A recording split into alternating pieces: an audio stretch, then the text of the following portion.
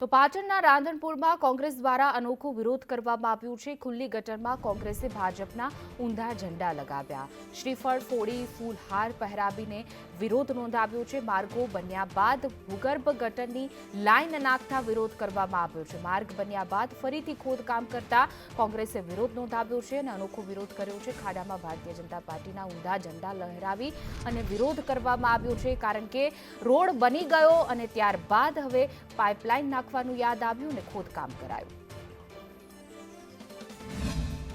આજે ભાજપનો ઊંધો ઝંડો એટલા માટે રાખ્યો છે કે રાધનપુરની અંદર વહીવટી શાસન સરકારનું હતું, એના પછી પણ શાસન ભાજપનું જ છે અને એ લોકોનો આખો વહીવટ અત્યારે ઊંધો ચાલી રહ્યો છે। એને લઈ અને અમે ઊંધું કમર રાખીને દર્શાવ્યું છે કે ભાજપ હંમેશા ઊંધો જ વિકાસ કરે છે। પહેલા રોડ બનાવવાના, પછી રોડ તોડવાના, પછી ગટર, એટલે એમની પાસે કોઈ આગોતરું આયોજન છે નહીં।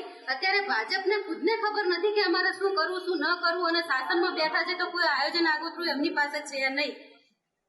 અને અત્યારે અમે અહીંયા રજૂઆત માટે આવ્યા છે તો અહીંયા નગરપાલિકામાં પણ અમને કોઈ દેખાતું નથી।